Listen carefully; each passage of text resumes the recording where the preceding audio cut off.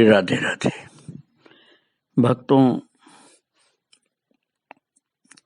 किसी भी जीव का यदि किसी भक्त का साथ हो जाए, अर्थात भक्त का संग मिल जाए किसी को, तो भक्ति का रंग धीरे धीरे उसके ऊपर चढ़ ही जाता है। अधिकतर ऐसा देखने को मिलता है। और वो भक्त का संग चाहे परिवार के ही व्यक्ति का हो, चाहे किसी साधु का हो, भक्ति सच्ची होगी तो वो रंग चढ़ेगा ही चढ़ेगा। और आज मैं आपको जिनकी चरितावली सुनाने जा रहा हूं, श्री चतुर सिंह जी सिसोदिया की चरितावली। उनको संग मिला अपने भक्तिमान पिताजी का। पिता तीर्थ यात्रा पर बहुत जाते थे और प्रत्येक यात्रा में चतुर सिंह जी को अपने साथ ले जाते। अपना शेष जीवन उन्होंने वृंदावन में व्यतीत किया था। उस समय भी वे अंत तक उनके साथ रहे, इसलिए अच्छे अच्छे साधु संतों का संग उनको अनायास प्राप्त होता रहा। ये चतुर सिंह जी राज परिवार के थे। भक्तों, उदयपुर में, जिला उदयपुर में करजाली और नौआ नाम की जगह है, वहां जो स्टेट थी उसके राजा थे चतुर सिंह जी के पिताजी सूरत सिंह जी। इनके 4 पुत्र थे, उसमें से छोटे चतुर सिंह जी थे। और पिता जो थे बड़े योगी ज्ञानी भक्त थे, तो पिता का संस्कार पूरा पूरा बेटे में आया महाराज, और बल्कि ज्यादा हुआ। पिताजी से भी आगे बेटा निकल गया। इन्होंने गीता, उपनिषद, भागवत, महाभारत, ब्रह्मसूत्र, ये महाराज सब अध्ययन किया। अच्छा अध्ययन किया, बहुत मेहनत के साथ किया। संसार से तो बचपन से ही उपराम रहते थे, और जो राज दरबार के शान शौक होती है उसमें इनकी कोई रुचि नहीं थी। राज परिवार के विपुल वैभव में यद्यपि पले थे, लेकिन उसको स्वीकार करना इनमें कठिन होता था। खद्दर की धोती, बगलबंदी और पगड़ी धारण करते, राजा की तरह से नहीं रहते थे भक्तों। भोजन बिल्कुल सादा सात्विक। और 28 वर्ष की अवस्था में इनकी पत्नी का देहांत हो गया। तब इनको पूर्ण वैराग्य हुआ और इन्होंने बहुत ही वैराग्य के साथ जीवन को जीना शुरू कर दिया। पूर्ण रूप से संसार को भूलकर प्रभु का चिंतन करना चाहते थे। इनका विश्वास था कि संसार को मनुष्य जब तक भूल नहीं जाता पूरा, तब तक प्रभु को भूला रहता है। जब संसार को पूरा भूलता है तभी भगवान को सच्चा याद करता है। उन्होंने कहा था ऐसा, यूं संसार विसार कर ज्यों अबार करतार, यों करतार संभारनित ज्यों अबार संसार। और इसी के अनुसार उन्होंने संसार से मुंह मोड़ लिया था। पिता ने इन्हें फलासिया ठिकाने की जागीर दी थी। उसका कार्यभार इन्होंने करजाली के कामदार परमानंद दशोरा को सौंप दिया और अपनी एकमात्र संतान शायर कुंवरी का विवाह गुजरात के एक बड़े ठिकाने में कर दिया। अपने पास जो भी संपत्ति थी सब दहेज में दे दी और चल पड़े महाराज गुरु की खोज में। और पहुंचे ओंकारेश्वर में महायोगी कमल भारती के पास। उन्होंने योग में इनकी अभिरुचि देख करके लक्ष्मणपुरा के योगीराज गुमान सिंह जी सारंग देवोत के पास इनको भेज दिया और गुमान सिंह जी से दीक्षा लेकर के उदयपुर में करजाली की हवेली में एक छोटे से कमरे में जो गुफा की तरह से था, जिसे तारा की ओवरी कहते थे, उसमें योग साधना करने लगे। अब आप ये समझिए कि केवल योगी नहीं, योग साधना करते थे, लेकिन भगवान के सच्चे भक्त थे। गीता, श्रीमद् भागवत जी, इससे बहुत प्रेम था। भागवत जी से, गीता जी से बहुत प्रेम था इनको। योग साधना में सफलता भी मिली, पर इनकी आत्मा को शांति नहीं मुझसे मिली, क्योंकि भक्ति का संस्कार ज्यादा प्रबल था और वो अब और प्रबल हो गया। अब योग से थोड़ा मन हट गया, भक्ति में प्रगाढ़ मन हो गया। तब वृंदावन आ गए और श्रृंगारवट के गौड़ी गोस्वामी पुरुषोत्तम जी से दीक्षा ली। 1 वर्ष उनके पास रह करके भागवत का अध्ययन किया।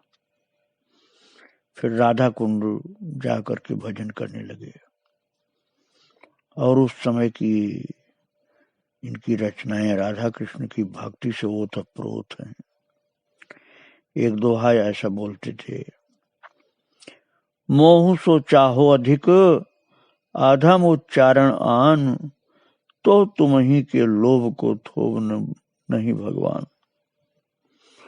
थोव का मतलब सीमा है भक्तों, मतलब आप की कोई सीमा नहीं है। मेरे जैसे अधम का उदाहरण आप करने दिए तो आपकी कृपा की कोई सीमा नहीं, तुम अधम उदाहरण हो। अधम जनों को खोज खोज कर उनका उद्धार करते हो, और मैं महाधम हूं, प्रभु मेरा उद्धार कर दो। यदि मुझसे भी अधिक किसी अधम का तुम्हें लोभ हो तो तुम्हारे लोभ की सीमा नहीं है। फिर भक्त का भाव है भक्तों। उनका कहने का मतलब ये है कि मेरे जैसा अधम मिलेगा नहीं, और मेरे से भी बड़े अधम का तुमको लोभ है, क्योंकि तुम अधम उदाहरण हो, तो फिर तुम्हारे लोभ की सीमा नहीं है, क्योंकि मेरे जैसा तो अधम दूसरा मिलेगा नहीं। बात यह है भक्तों की भक्त को अपने अंदर विशेषता नहीं दिखती, अपने अंदर कमी दिखती है। और भाई, वो कमी देखने से ही पवित्रता आती है। रस के एक दोहे में उन्होंने राधा कृष्ण की एक झांकी का सुंदर चित्रण किया। वो कहते हैं, उस सभी सुंदर से चित्रण में कैसे बोलते हैं देखिए। वो कहते हैं, पय दोहत सुखते गिरत लखत राधिका गात, परम स्नेही करत दुह सैनन ही सुबात। बात यह है भक्तों, जहां प्रेम विशेष होता है वहां तो शयन से ही, इशारे से ही सब बात हो जाती है, और प्रेम से भरा हृदय होता है। राधा कृष्ण का दर्शन इनको मिला था, तो ऐसा देखा इन्होंने कि राधा कृष्ण आपस में स्नेह से केवल इशारे से ही बात कर रहे थे, और वो छवि इनकी आंखों में, हृदय में बस गई भक्तों। अब राधा कृष्ण का प्रेम जो है, जैसा प्रेम तो दूसरे का होना मुश्किल है भक्तों। तो वहां पर प्रियतम की इच्छा देख करके, अंदर की बात समझ करके कभी कभी राधा रानी को मान होता है। फिर माननीय राधा जी का मान देख करके कन्हैया जी उनको मनाते हैं। ऐसी लीला होती भक्तों। उस समय की बात बताते हैं कि कब को विनती करत हूँ, प्यारी प्यारी बोल, क्यों कटु कह कोकिल बयनी, खूबसूरत मुख बोल। कन्हैया जी राधा रानी से कह रहे हैं कि मैं तुमसे विनती कर रहा हूँ, तुम अपने खूबसूरत मुख के साथ अपने खूबसूरत बोल के साथ अपना मुंह खोल दो और कुछ तो बोलो। अब राधा रानी कितनी देर तक मान करती, जब प्यारे श्याम सुंदर ये ऐसा बोल रहे हैं तो बोलना, तुरंत उठना खत्म, मान खत्म, बोलना शुरू। वाणी में अमृत है। महाराज कुछ दोहों में उन्होंने वृंदावन धाम, राधा कृष्ण और कृष्ण नाम के प्रति अपनी अद्भुत श्रद्धा का वर्णन किया।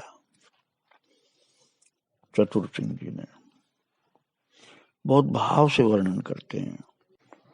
भक्त चतुर सिंह जी कहते हैं दोहे में, बिन ध्याये राधा रमण, बिन संतन के पास, बिन वृंदावन वास के वृथा जाती सांस। भाव देखिए आप, भगवान का ध्यान किए बिना, संतों के पास जाए बिना, वृंदावन वास किए बिना ये सांस व्यर्थ जा रही है, ऐसा बताया। सकल धाम घनश्याम के, सब हिन में घनश्याम, पै श्री कीरति कुंवरी सह, राजत श्री धाम। उनका कहने का तात्पर्य भक्तों की जहां जहां जो जो तीर्थ हैं, सब जगह भगवान तो हैं ही, इसमें कोई संदेह नहीं, लेकिन श्री ब्रज धाम में ही राधा रानी के साथ विराजते हैं, ये विशेषता वो कर रहे हैं। और स्वर्ग सुखो मांगो नहीं, नहीं जगत जंजाल, कृष्ण राधिका चरण में दृढ़ रति देव दयाल। कहते हैं हमें स्वर्ग भी नहीं चाहिए, हमें संसार का कोई सुख नहीं चाहिए, हमें राधा कृष्ण के चरणों का हे दीन दयाल प्रेम दे दीजिए।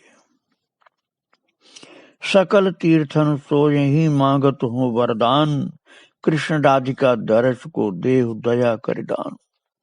जहां भी जाते, किसी भी तीर्थ में जाते तो सब जगह एक ही बात मांगते कि हमें राधा कृष्ण के चरणों का प्रेम चाहिए और कुछ नहीं चाहिए।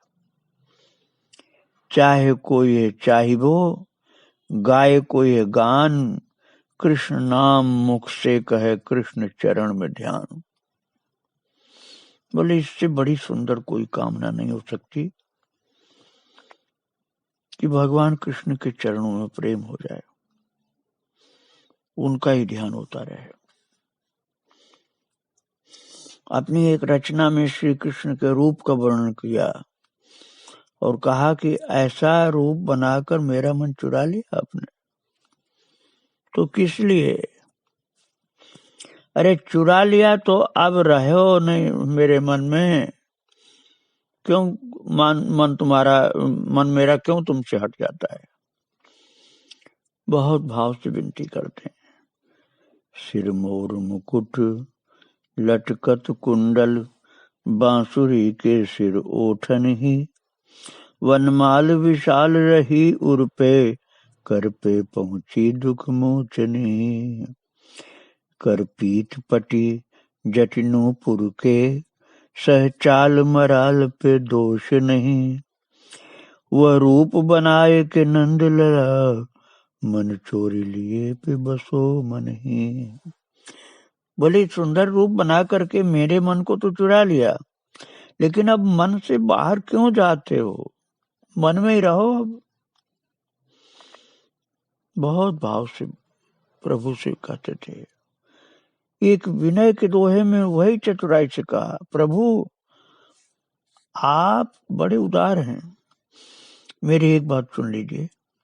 आपने अपने जिस हृदय में भृगु के लात को स्थान दिया, उसमें मेरी बात को तो स्थान दीजिए। कहते हैं जेठा भूषण सी भई, भृगु भूषण की लात, तिठा मेरी बात हूं अंगीकृत हुए नाथ। भक्त राजा चतुर सिंह जी कहते हैं प्रभु से कि आपने झांकी दिखा दी कृपा करके, ये कृपा कोई कम नहीं है, लेकिन मैंने देखा कि आपने अपनी छाती पर भृगु के चरण को धारण कर रखा है। तो उसमें उसी अपने हृदय में एक बात मेरी धारण कर लीजिए। वो क्या बात है? यह कि जिस मन को चुराया है उसमें रहने लग जाइए। मेरा मन आपने चुरा लिया ना, तो उसी मन में रहिए और कहीं नहीं। और प्रभु ने इनकी सुन ली भक्तों, इनके मन में लीला करने लगे, लीला करने लगे। रोजाना नई लीलाएं, रोजाना नई लीलाएं, और दर्शन दे दे करके ऐसे मन को आनंद से भर दिया। सदा के लिए प्रभु लीला करने वाले हृदय को आनंद से भर दिए। भक्तों, कितने भाग्यशाली वो लोग होते हैं जिनके हृदय में प्रभु नई नई लीलाएं करते रहते हैं। आज भी तो लोग हैं ऐसे, किंतु उनकी लीलाओं को बताना बहुत मुश्किल बात है, बड़ा संकोच लगता है। जहाँ प्रिया प्रियतम की रसमयी लीलाएं होती हैं, उनको कैसे जनता को बता दिया जाए। मुझे इतनी सुंदर लीला उसने बताया भक्ता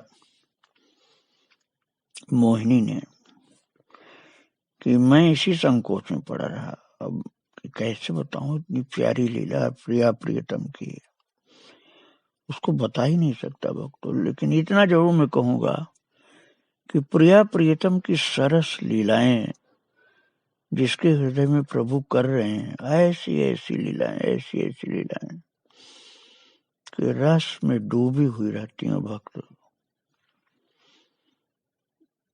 आपके जीवन में ऐसा मिलेगा तभी आप समझ पाएंगे। किंतु इन चरित्रों को सुनने से हृदय पवित्र हो जाता है, प्रभु की कृपा होती है, प्रेम का उदय होता है।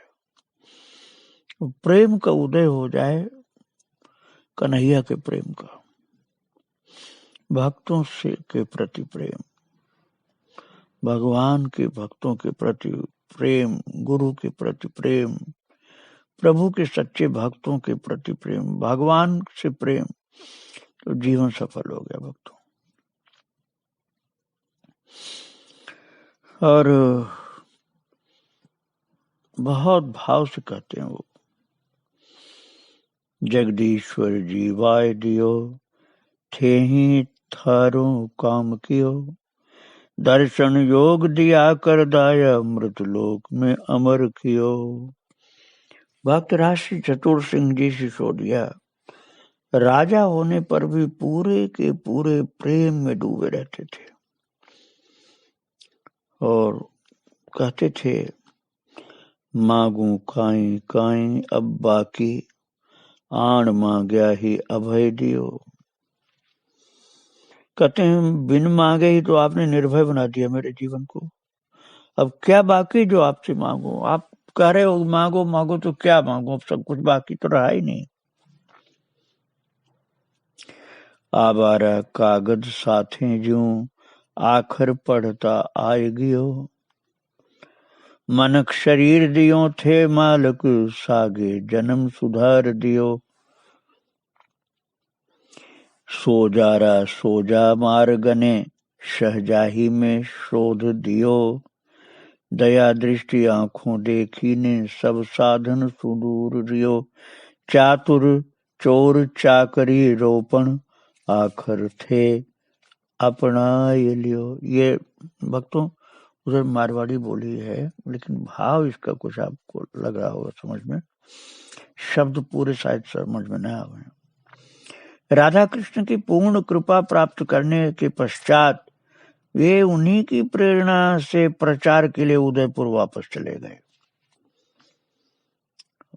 उदयपुर से ही तो आए थे, फिर वापस चले गए और कुछ दिन उदयपुर से 5 मील दूर सुखेर नामक पहाड़ी पर अपने स्थान हवा मरगरी में रहकर भजन करते रहे।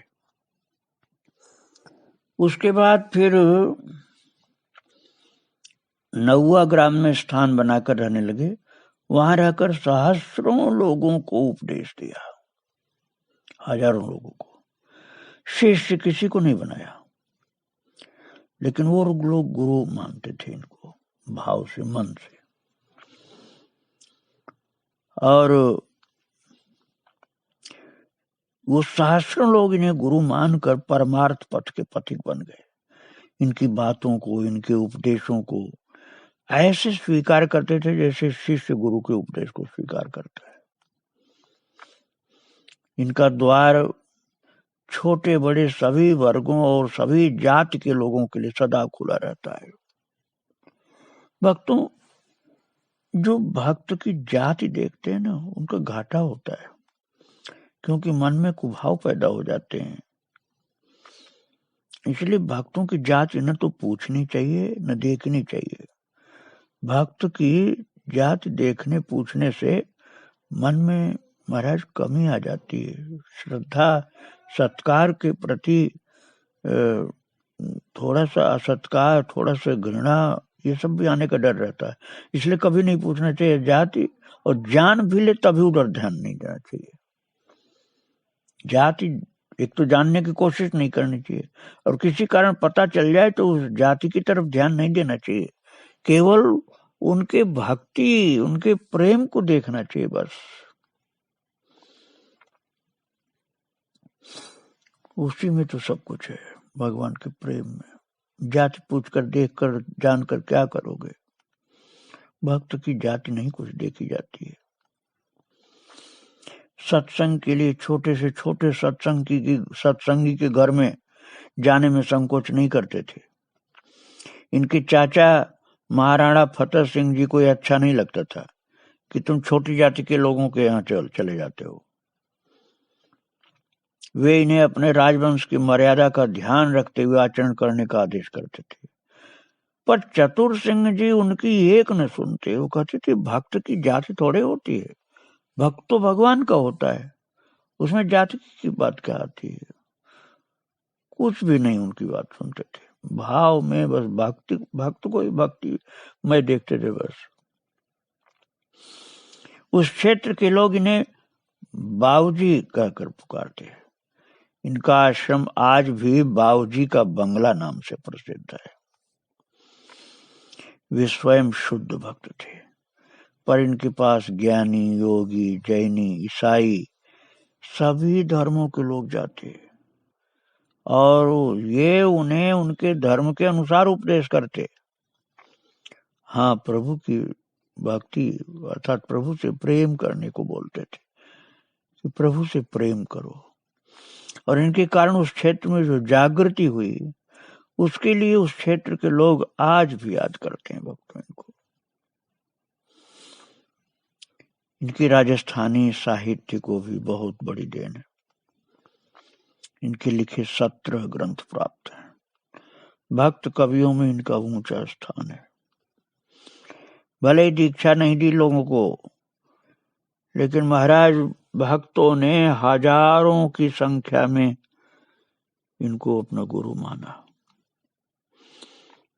और आज भी ऐसे भक्त लोग हैं कि जो अपनी श्रद्धा के बल से गुरु कृपा का लाभ प्राप्त करते हैं। ऐसे महान भक्त चतुर सिंह जी सिसोदिया के चरणों में बारंबार प्रणाम।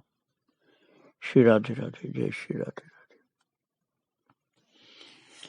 संवत 1986 आषाढ़ कृष्णा नवमी को भगवत धाम को प्रस्थान किए थे।